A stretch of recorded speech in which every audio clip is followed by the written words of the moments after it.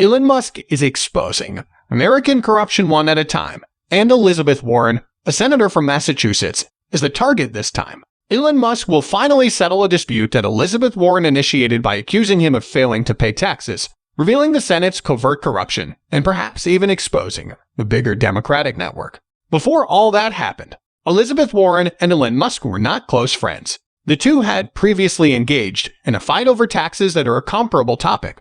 When Senator Warren tweeted her criticism of Musk being voted Time Person of the Year in December, Musk called her. Warren has long spoken in favor of taxing the assets of the wealthiest Americans rather than merely their income in order to increase taxes on the wealthy. Warren said Musk should be paying more taxes after he was named Time Magazine's Person of the Year. Warren attacked the skewed tax law, which prompted a barrage of reactions from Musk. Let's alter the broken tax code so the Person of the Year will actually pay taxes and stop freeloading off everyone else, Warren said. Musk responded with a barrage of insults because he has never shied away from a Twitter argument. In one of his tweets, he remarked, "You remind me of when I was a kid, and my friends at Rate Mom would just randomly yell at everyone for no reason." Forbes' real-time estimate of billionaires puts Musk net worth at $251 billion. However, according to a ProPublica investigation, neither he nor any other billionaires paid any taxes in 2018. Given that he didn't sell any of his stock and didn't get any money in the form of cash, a salary, or a bonus, he had little taxable income. In 2021, Musk will pay taxes totaling at least $7.6 billion. Musk stated in another Twitter retort to Warren that he will have a significant tax burden this year. In addition, he tweeted, "If you open your eyes for 2 seconds, you would understand I will pay more taxes this year than any American in history."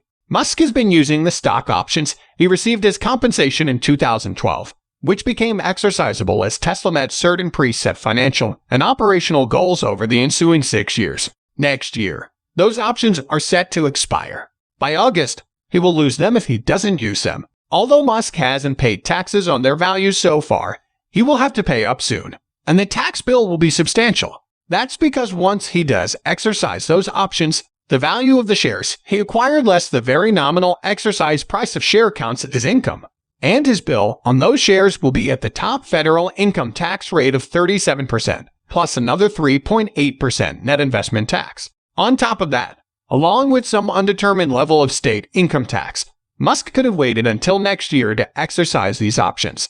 But if Democrats are able to pass the Build Back Better bill, it could raise his federal tax bill significantly. Although passage of the bill is by no means certain, it would raise the tax bite on the kind of trades Musk makes, perhaps by 8 percentage points above what he now pays. That's probably why he has been exercising the options earlier than he needed to. So far, Musk has exercised nearly 15 million of the 22.9 million options that were due to expire, and the value of those newly acquired shares was roughly $15.8 billion, meaning he faces a federal tax bill of $6.4 billion. He has sold 6.5 million of those newly acquired shares to pay the withholding due on the exercise of the options, according to the filings he made with the Securities and Exchange Commission about his stock trades. He's been exercising options and selling shares every week since early November, and he will probably exercise at least another 4 million options, if not more, before the end of the year. That could raise his 2020 tax bill by nearly $2 billion more in November 2021. Musk also sold 5.4 million shares he had held in trust, most of which he has held since the 2010 initial public offering. Those shares will be taxed at a lower long-term capital gain rate of 20%, so he'll face an additional federal tax bill of about $1.2 billion more on those sales. So his federal tax bill to date for 2021 stands at $7.6 billion, with a chance it could rise to nearly $10 billion or more by year's end. Musk's net worth is mostly from his holdings in Tesla, although the value of his holdings in his other company, privately held Spacex, is also significant. Over the years, both companies benefited significantly from U.S. taxpayers' support, Tesla receiving at least $6 billion from various tax credits on its electric vehicles, and SpaceX signing government contracts worth about $10 billion. Now that Democrats control the White House and Congress, President Joe Biden and other party leaders are pushing to spend big to revive the economy and address income inequality. Massachusetts Senator Elizabeth Warren, Washington Representative Pramila Japan Paul, and Pennsylvania Rep. Brendan Boyle want the ultra-wealthy to pay for it. The three Democrats unveiled the Ultra-Millionaire Tax Act on Monday morning. It would levy a 2% annual tax on the net worth of households and trusts between $50 million and $1 billion, as well as a 1% annual surtax on assets above $1 billion, for 3% tax overall on billionaires. Taxing wealth, however, could be very difficult to do. There are questions about whether it is permitted by the U.S. Constitution, with legal scholars falling on both sides of the argument. Also, wealth taxes can be tough to administer, since the rich often have assets that are hard to value. Musk is the richest person might face a tax bill of $7.5 billion if that proposal were to pass, even if he didn't trade any stock next year.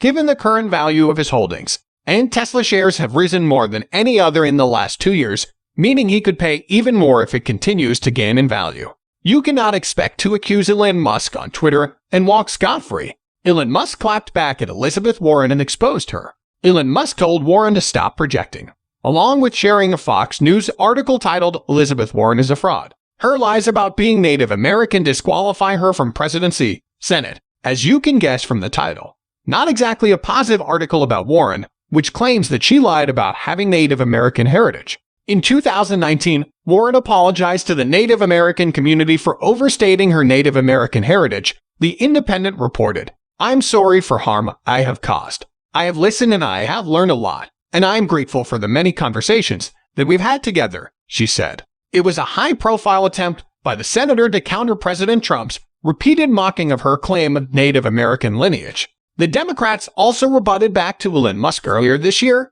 Biden and senior White House officials have privately signaled to their allies that they have no immediate plans to invite Musk to any upcoming meetings with senior executives. According to people familiar with the matter, these people declined to be named in order to speak freely about private conversations. Musk has berated the president on Twitter, including as recently as late January, after Biden met with General Motors CEO Mary Barra and Ford Motor CEO Jim Farley in a briefing with other corporate leaders to discuss the president's Build Back Better initiative, which is stalled in Congress. Musk, in a tweet, called Biden a damned sock puppet in human form. Turns out the president and his team were aggravated with Musk's criticism. According to more than a half-dozen people familiar with the matter, the world's richest man has been a longtime supporter of the Democratic Party, which he says used to be the kindest party. But, he adds, "They have become the party of division and hate, so I can no longer support them and will vote Republican."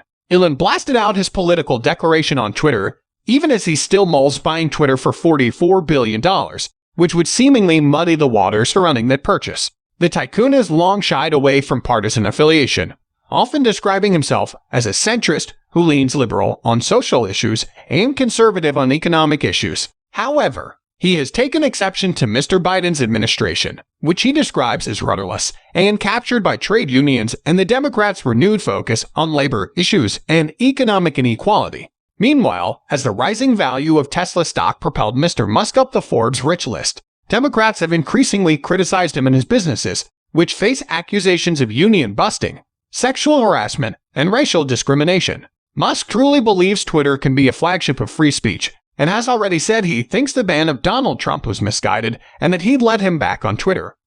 Going public with his new GOP affiliation will certainly raise more than a few eyebrows, especially at Twitter. Former presidential candidate Elizabeth Warren branded his Twitter takeover as dangerous for our democracy, following a long history of public spats with Mr. Musk over her plan to break up big tech companies.